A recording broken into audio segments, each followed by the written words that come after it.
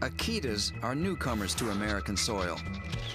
Helen Keller brought the very first from Japan in 1937. Sick? Having a baby? In Japan, you wouldn't get these. You'd get this, a tiny Akita statue symbolizing health and well-being.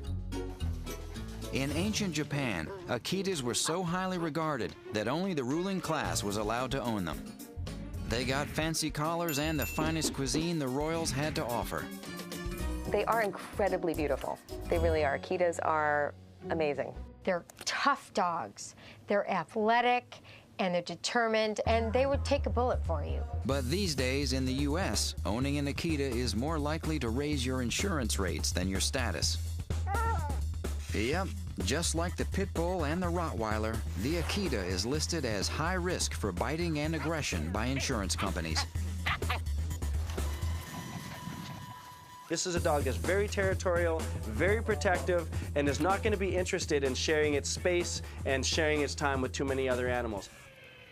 That's because Akitas are one of the most primitive dogs on the planet, still very closely linked to the wolf.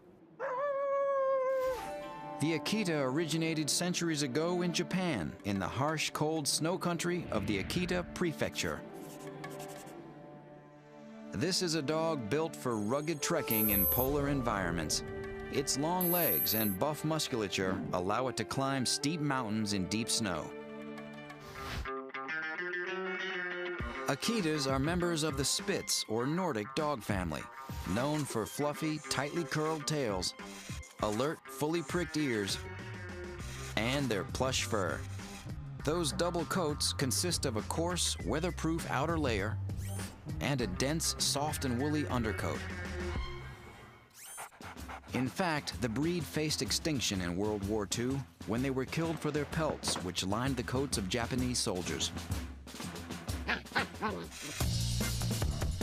In America, Akitas come in virtually any color and in 3 coat patterns: solid, a tiger stripe pattern called brindle, and pinto, which is mostly white with sharply defined patches.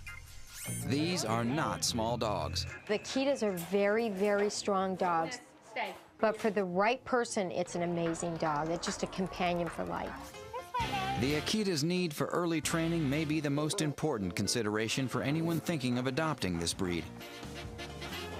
These dogs are very big and strong and have the ability to hurt you, so you want to establish the relationship that you're going to have very early on with these guys so that once they do get to their full size, they understand to follow you and not try and lead. When it comes to their living space, unless you've put in the time and effort to socialize your Akita, they should not live in apartments or condos. Speak! Like all large breeds, Akitas can suffer from joint dysplasia and bloat, a life-threatening swelling and twisting of the stomach. And grooming an Akita can be an issue for some folks. This is a dog with a lot of hair, and that hair gets everywhere. And think long and hard before you bring an Akita into your home.